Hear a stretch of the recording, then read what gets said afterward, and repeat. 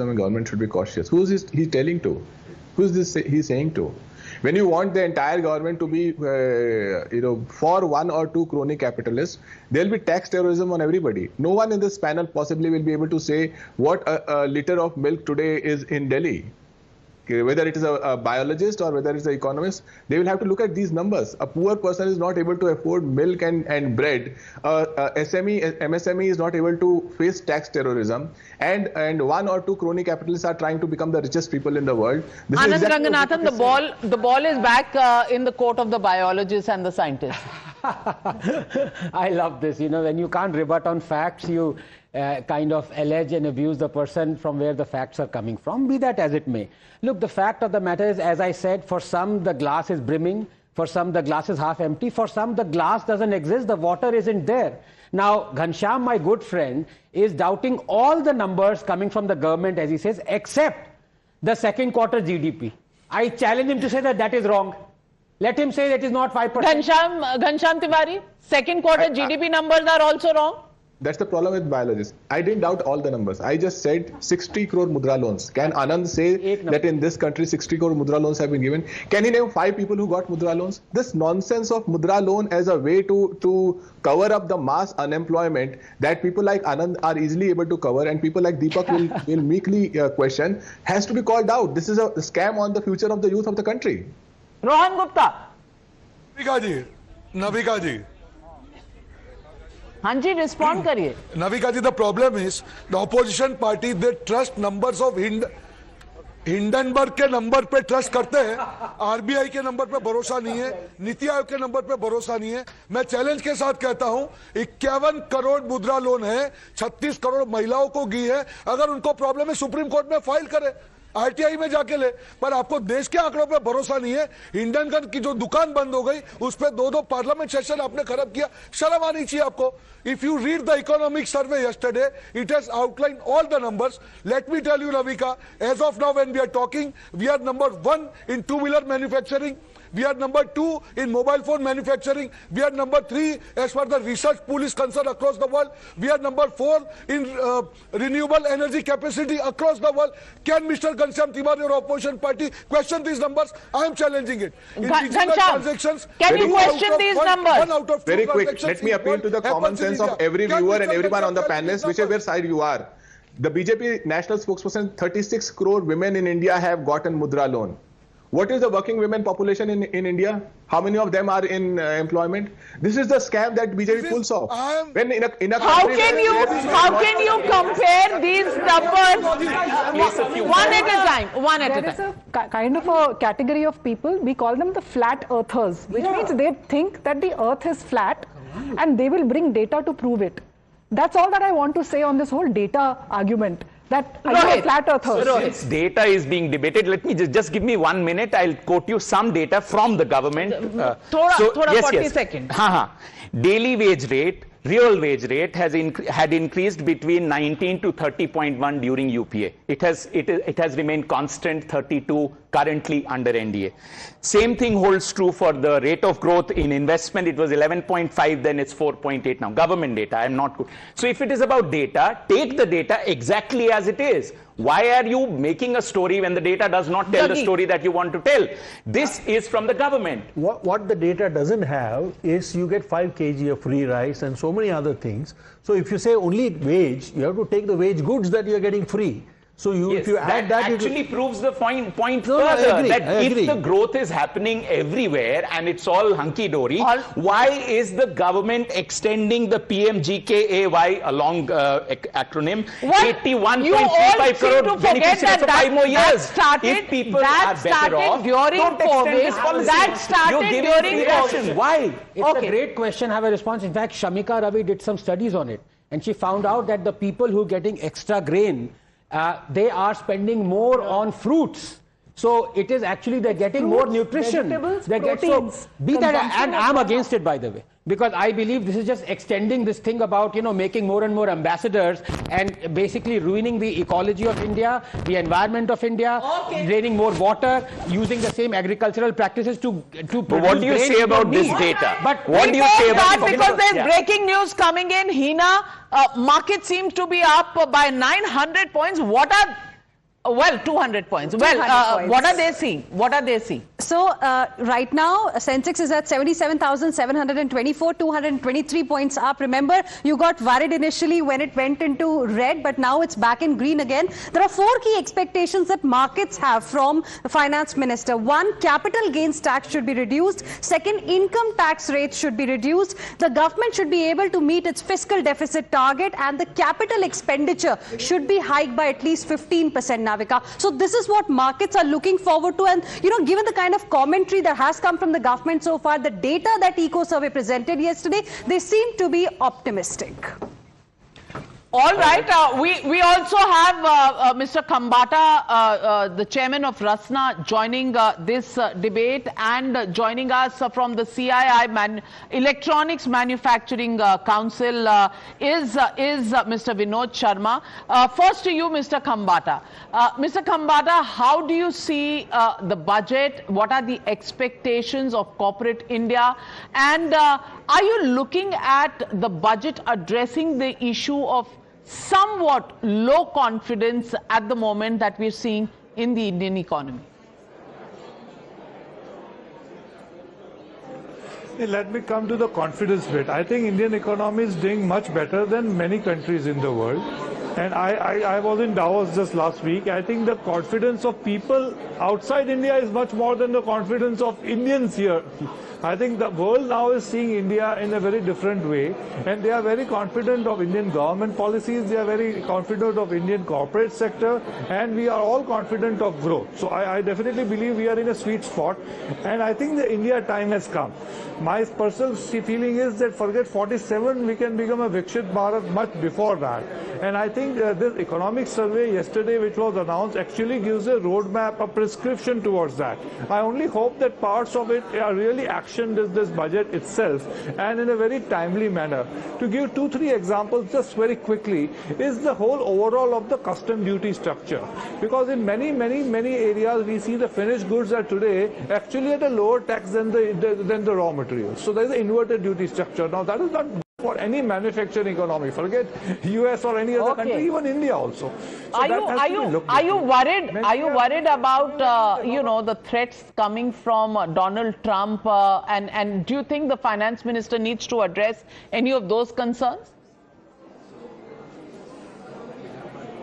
I think if you ask me, that is a slightly different matter, but I definitely believe that the way the geopolitics advantage, because I think a lot of manufacturing which was being only targeted to one country will be shifting to countries like India. And I think there is a huge advantage which India carries today in the world, and a lot of companies are looking at having, let us say, alternate manufacturing, and India definitely is a destination. Politicians believe, Mr. Khambata, that you are saying all these nice things because you are scared of ED. I want to ask you, is fear making you say this? No, nothing. nothing. If you ask me. No. I think this is a myth. Because I'll tell you, industry is doing well than it was ever. So why is industry doing well? Across, if you see the corporate results, forget 1 or 2 companies. It is not 1 or 2 companies. Across corporates, the results are good. Across corporates, growth is there. If you see in any industrial areas, the land prices have become double. There are no employees available. The employee cost has gone up. I think we can see development happening. So I don't need to talk about it. Okay, I'll get in Ghanshyam Tiwari on that, but I also want, since I'm the sari person, I also want to talk about the handloom sector and Nirmala Sitharaman's choice of saris. 8th budget, record budgets, and look at the way she started. Well, 25, it's a Madhubani sari. In 24, she had a white silk sari with a magenta border. And then also the budget before elections, she was wearing a kantha silk, a temple sari in 2023, traditional South Indian. Odisha, Bomkai blue sari, brown sari was in 2022, Ikat silk in 21, gold silk in 2020, and Mangalgiri sari in 2019. This is the difference. Compared to that, Chidambaram wore only white veshti all 6 years.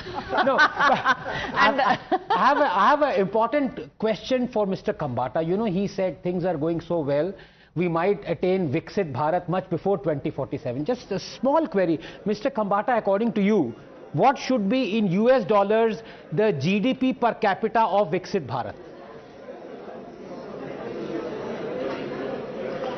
No, see, definitely it should be much higher than what it is today. But we have to see, not in dollar terms, we are spending in Indian rupees, so we have to see in Indian rupee terms, okay? But I honestly believe that when economics, if you go too much into this notional, we are talking of the reality, what I call money in the people's hands. And definitely we need to ensure that the per capita income goes up. And that is the reason why I am saying, which you probably didn't say, that we need more manufacturing to happen. We need to create more manufacturing jobs, not only jobs in the services sector, because the jobs in the services sector will only benefit a certain part. I always have been saying that we should do for food processing what IT has done for urban India, because if food processing and agriculture develops, urban India develops. We need to have more money in the hands of the rural man. We need to, that's why in my opinion, this budget, which we are just going to see, should really focus on MSMEs, manufacturing, export-led economy, and agriculture. If we do that, definitely the cost will go up.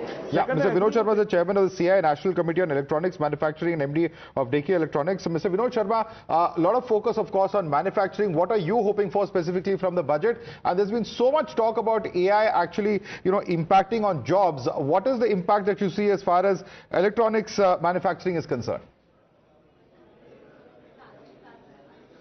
Yeah, I'll come to AI later, but on manufacturing, I think we have an opportunity to be that China plus one. But the difference is that what the world is looking for is a trusted global value chain. They can trust India and India's policies. They can invest in India so that we can manufacture not just for India but for the world. Just interrupting you for so 30 seconds. Those are pictures of the cabinet meeting that has just concluded. The budget has been approved by the cabinet. Those are shots from inside the Parliament of India. Continue, Mr. Sharma. Yeah, so there are some fundamental issues that we still hope will be corrected. Of course, from the electronic sector, you will see that wherever the PLI for mobile phone, as a big example, we have now become the second largest merchandise export is in mobile phones after oil. So if one set of policies can do this, we are hoping that now we can, instead of not only assembly of mobile phones, but true value-added manufacturing can happen, which means the components for mobile phones, components for electronics can be made in India.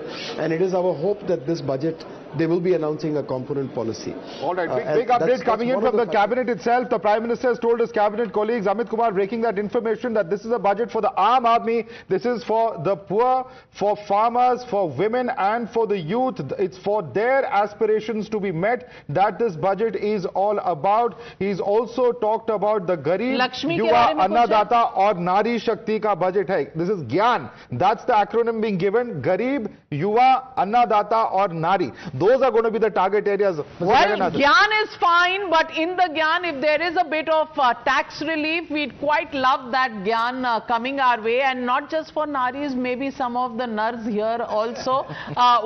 Waiting for those tax cuts. Well, there, the Speaker of Lok Sabha coming, taking his seat, and in the next 10 seconds, I think we're going to see Finance Minister Nirmala Sitharaman standing up to present her 8th budget. Nirmala Sitharaman, Vitt Mantri.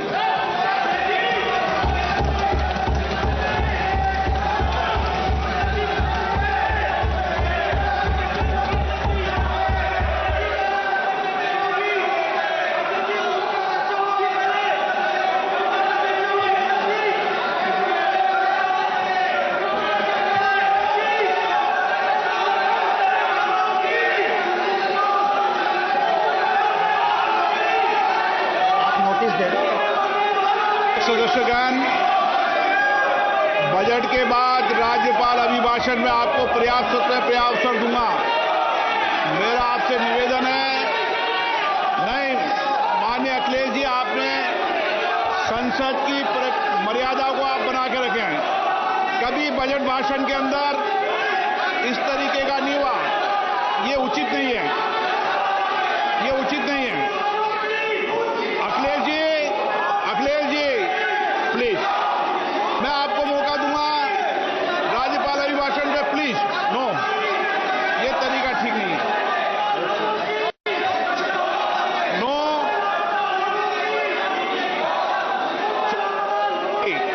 राज्यपाल अभिभाषण पर चर्चा होगी। 9 तरीका। Honorable Speaker, I present the budget for 25-26.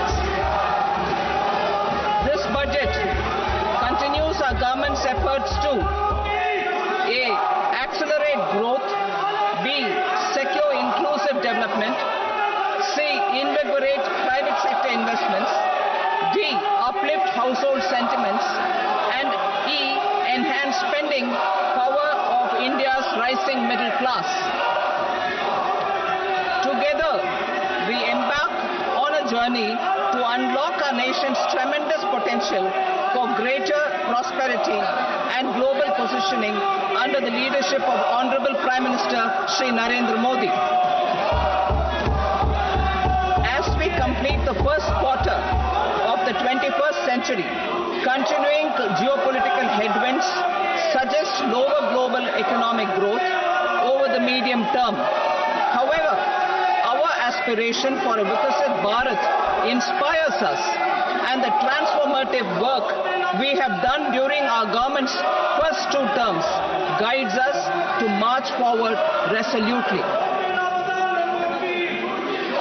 Our economy is the fastest growing among all major economies. Our development track record for the past 10 years and structural reforms have drawn global attention. Confidence in India's capability and potential has only grown in this period. We see the next 5 years as a unique opportunity to realize Sabka Vikas, stimulating balanced growth of all regions. The great Telugu poet and playwright Gurujada Apparao had said, "Deshamante matti kadoy, deshamante manushuloy," meaning a country is not just its soil, a country is its people. In line with this, for us, Vikasit Bharat encompasses zero poverty, 100% quality good school education, access to high quality, affordable and comprehensive health care, 100% skilled labor with meaningful employment, 70% women in economic activities, and farmers making our country the food basket of the world. In this budget, the proposed development measures span 10 broad areas focusing on Garib, youth, Annadata and Nari, spurring agricultural growth and productivity, building rural prosperity and resilience, taking everyone together on an inclusive growth path, boosting manufacturing and furthering Make in India, supporting MSMEs, enabling employment-led development, investing in people, economy and innovation, securing energy supplies, promoting exports and nurturing innovation. For this journey of development, our 4 powerful engines are agriculture, MSME, investments and exports. The fuel, our reforms, our guiding spirit, inclusivity, and the destination, Vikasit Bharat. This budget aims to initiate transformative reforms across 6 domains. During the first 5 years, these will augment our growth potential and global competitiveness. The domains are taxation, power sector, urban development, mining, financial sector, and regulatory reforms. Agriculture as the first engine. Now I move to specific proposals, beginning with agriculture as the first engine.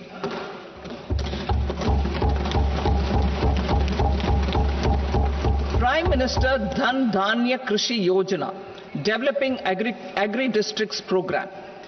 Motivated by the success of the aspirational district program, our government will undertake a Prime Minister Dhan Dhanya Krishi Yojana in partnership with states. Through the convergence of existing schemes and specialized measures, the program will cover 100 districts with low productivity, moderate crop intensity, and below average credit parameters. it aims to 1. Enhance agricultural productivity, 2. Adopt crop diversification and sustainable agricultural practices, 3. Augment post-harvest storage at the panchayat and block level, 4. Improve irrigation facilities, and 5. Facilitate availability of long-term and short-term credit. This program is likely to help 1.7 crore farmers. Building rural prosperity and resilience.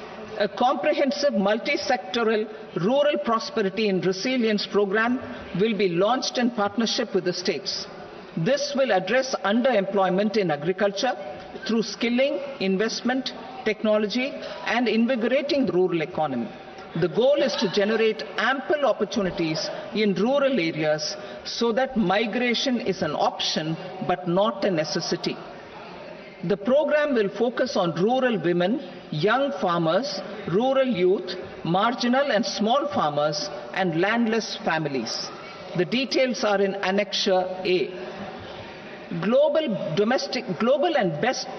Domestic best practices will be incorporated, and appropriate technical and financial assistance will be sought from multilateral development banks. In Phase 1, 100 developing agri-districts will be covered. Atmanirbharta in pulses. Our government is implementing the National Mission for Edible Oilseed for achieving Atmanirbharta in edible oils. Our farmers have the capability to grow enough for our needs and more. 10 years ago, we made concerted efforts and succeeded in achieving near self-sufficiency in pulses. Farmers responded to the need by increasing the cultivated area by 50%, and government arranged for procurement and remunerative prices. Since then, with rising incomes and better affordability, our consumption of pulses has increased significantly. Our government will now launch a 6-year mission for Atmanirbharta in pulses with a special focus on Tuar, Urad and Masoor. Details are in Annexure B. Central agencies such as NAFED and NCCF will be ready to procure these 3 pulses as much as offered during the next 4 years from farmers who register with these agencies and enter into agreements. Comprehensive program for vegetables and fruits. It is encouraging that our people are increasingly becoming aware of their nutritional needs. It is a sign of a society becoming healthier. With rising income levels, the consumption of vegetables, fruits, and Shri Anna is increasing significantly. A comprehensive program to promote production, efficient supplies, processing, and remunerative prices for farmers will be launched in partnership with the states.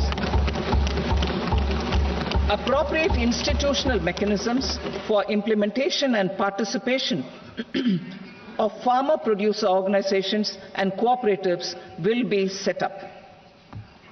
Makhana board in Bihar. For this, there is a special opportunity for the people of Bihar. A Makhana board will be established in the state to improve production, processing, value addition, and marketing of Makhana. The people engaged in these activities will be organized into FPOs. The board will provide hand-holding and training support to Makhana farmers and will also work to ensure they receive the benefits of all relevant government schemes. A national mission on high-yielding seeds will be launched, aimed at 1. Strengthening research ecosystem, 2. Targeted development and propagation of seeds with high yield, pest resistance, and climate resilience, and 3. Commercial availability of more than 100 seed varieties released since July 2024. India ranks 2nd largest globally in fish production and aquaculture. Seafood exports are valued at 60,000 crore rupees. To unlock the untapped potential of the marine sector, our government will bring in an enabling framework for sustainable harnessing of fisheries from Indian Exclusive Economic Zone and high seas, with a special focus on the Andaman and Nicobar and Lakshadweep Islands. For the benefit of lakhs of cotton growing farmers, I am pleased to announce a mission for cotton productivity. This 5-year mission will facilitate significant improvements in productivity and sustainability of cotton farming and promote extra long staple cotton varieties. The best of science and technology support will be provided to farmers. Aligned with our integrated 5F vision for the textile sector, this will help in increasing incomes of the farmers and ensure a steady supply of quality cotton for rejuvenating India's traditional textile sector. Kisan credit cards facilitate short-term loans for 7.7 crore farmers, fishermen and dairy farmers. The loan limit under modified interest subvention scheme will be enhanced from 3 lakh rupees to 5 lakh rupees for loans taken through the KCC. For Atmanirbharta in urea production, our government had reopened 3 dormant urea plants in the eastern region. To further augment urea supply, a plant with annual capacity of 12.7 lakh metric tons will be set up at Namrup in Assam.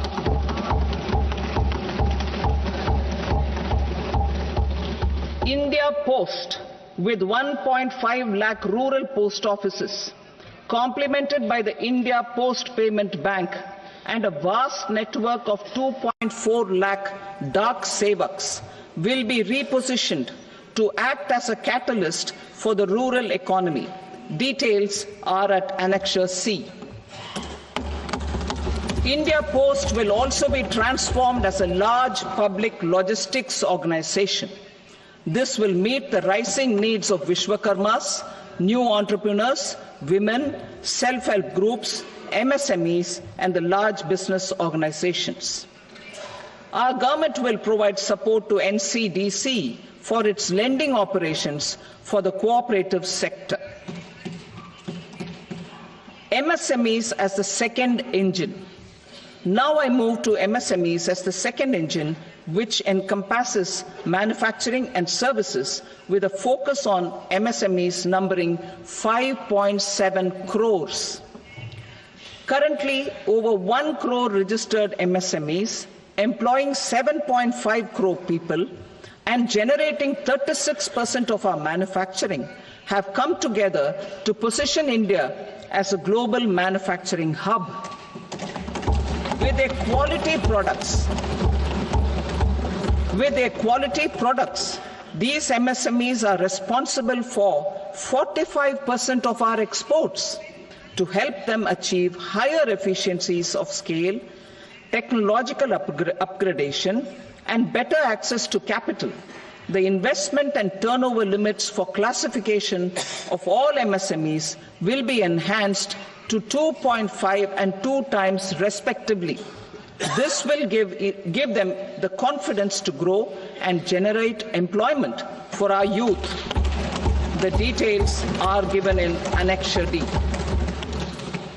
To improve access to credit, the credit guarantee cover will be enhanced. First, for micro and small enterprises from 5 crore to 10 crore rupees, leading to additional credit of 1.5 lakh crores in the next 5 years.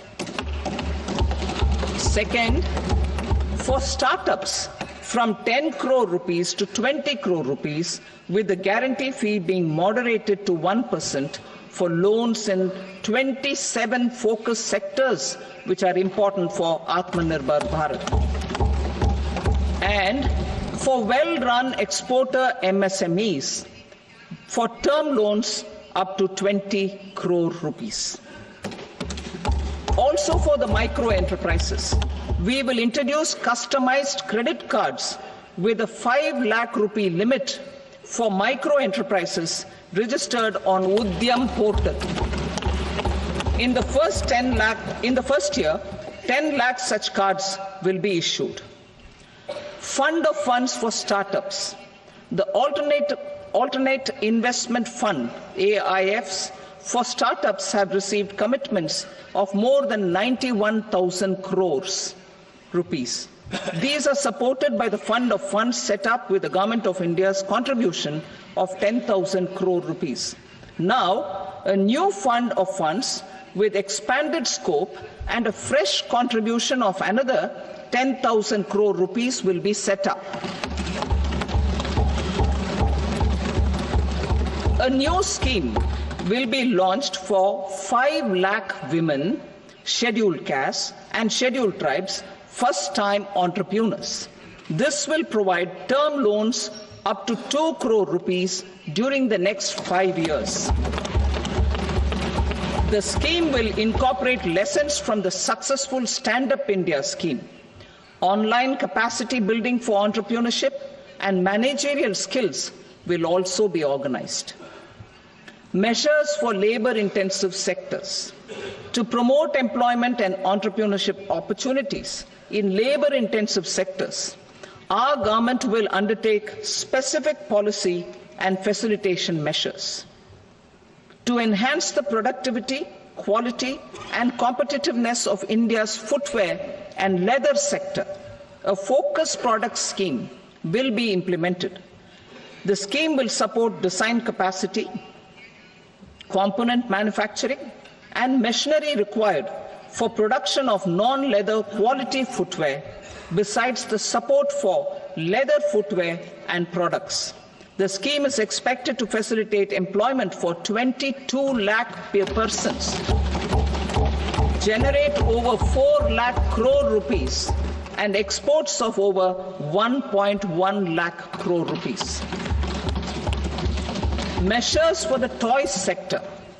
Building on the National Action Plan for Toys, we will implement a scheme to make India a global hub for toys. The scheme will focus on development of clusters, skills, and a manufacturing ecosystem that will create high-quality, unique, innovative, and sustainable toys that will represent the Made in India brand. Support for food processing.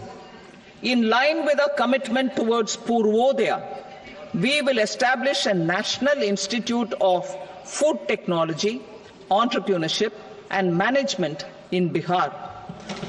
The institute will provide a strong fillip to food processing activities in the entire eastern region. This will result in 1.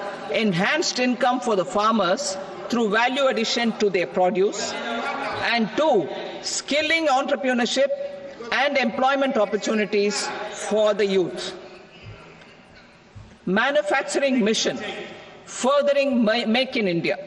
Our government will set up a national manufacturing mission covering small, medium and large industries for furthering Make in India by providing policy support, execution roadmaps, governance and monitoring framework for central ministries and states. Details are in Annexure E. Given our commitment to climate-friendly development, the mission will also support clean tech manufacturing. This will aim to improve domestic value addition and build our ecosystem for solar PV cells, EV batteries, motors and controllers, electrolyzers, wind turbines, very high voltage transmission equipment and grid scale batteries. Investment as the third engine. Now I move to investment as the third engine, which encompasses investing in people, investing in the economy and investing in innovation. Investing in people. Saksham Anganwadi and Poshan 2.0. 2.0.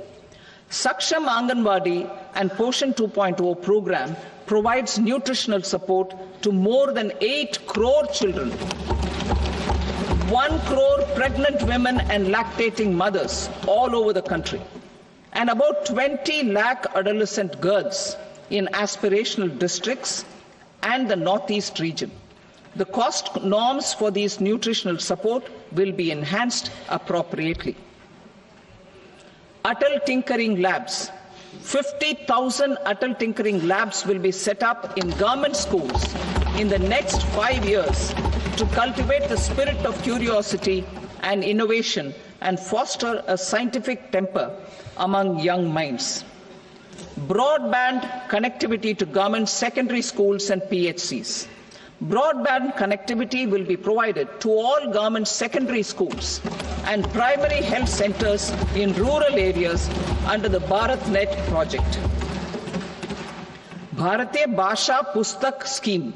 We propose to implement a Bharatiya Bhasha Pustak scheme to provide digital form Indian language books for schools and for higher education.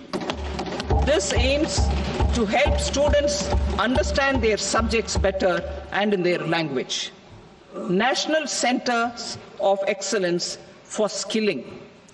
Building on the initiative announced in the July 24 budget, 5 National Centers of Excellence for Skilling will be set up with global expertise and partnerships to equip our youth with the skills required for Make for India, Make for the World manufacturing. The partnership will cover curriculum design, training of trainers, and a skills certification framework and periodic reviews. Expansion of capacity in IITs. Total number of students in 23 IITs has increased 100% from 65,000 to 1.35 lakh in the past 10 years.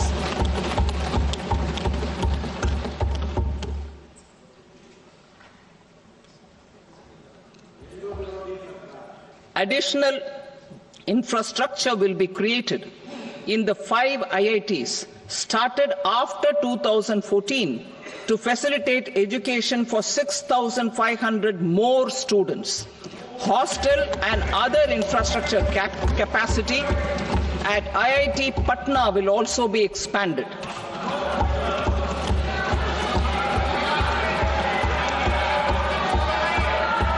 Center of Excellence.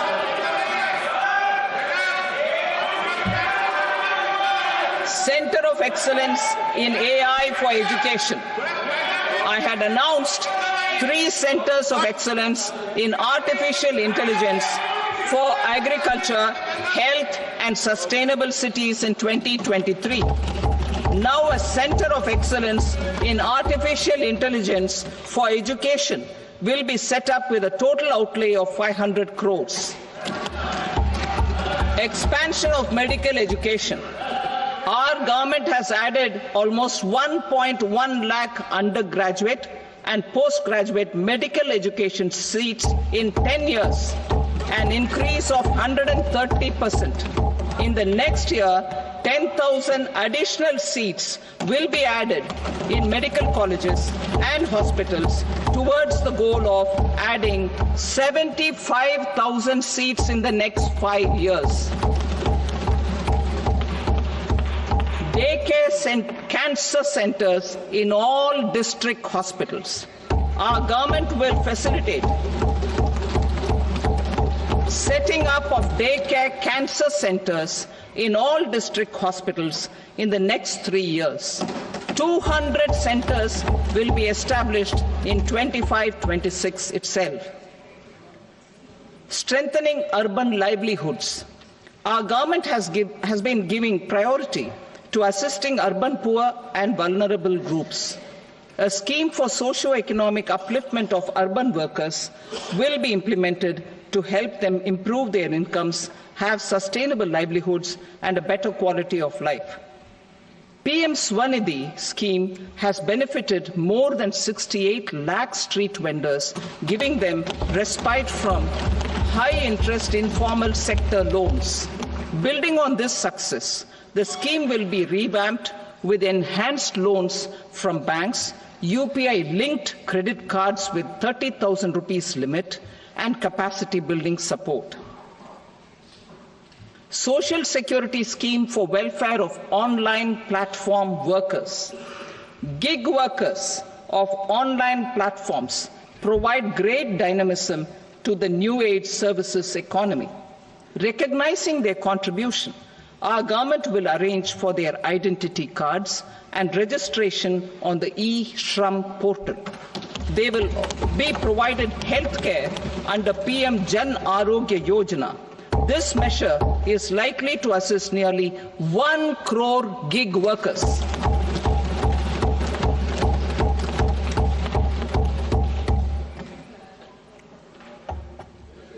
Investing in the economy. Public-private partnership in infrastructure. Each infrastructure-related ministry will come up with a 3-year pipeline of projects that can be implemented in PPP mode. States will also be encouraged to do so and can seek support from the India Infrastructure Project Development Fund, which is a scheme to prepare PPP proposals. Support to states for infrastructure. An outlay of 1.5 lakh crore is proposed for the 50-year interest-free loans to states for capital expenditure and incentives for reforms. Building on the success of the first asset monetization plan announced in 2021, the second plan for 2025 to 30 will be launched to plow back capital of 10 lakh crore in new projects. Regulatory and fiscal measures will be fine-tuned to support the plan. Jal Jeevan Mission. Since 2019, 15 crore households representing 80% of India's rural population have been provided access to portable tap water connections. To achieve 100% coverage, I am pleased to announce the extension of this mission until 2028 with an enhanced total outlay. The mission's focus will be on the quality of infrastructure and O&M of rural piped water supply schemes through Jan Bhagidari. A separate MOU or separate MOUs will be signed with the states and union territories to ensure sustainability and citizen-centric water services delivery. Urban sector reforms. Building on the July budget proposals, urban sector reforms related to governance, municipal services, urban land and planning will be incentivized. Urban Challenge Fund. The government will set up an Urban Challenge Fund of 1 lakh crore rupees to implement the proposals for cities as growth hubs, creative redevelopment of cities, and for water and sanitation purposes announced in the July budget. This fund will finance up to 25% of the cost of bankable projects, with a stipulation that at least 50% of the cost is funded from bonds, bank loans and PPPs. An allocation of 10,000 crore is proposed in 2025-26.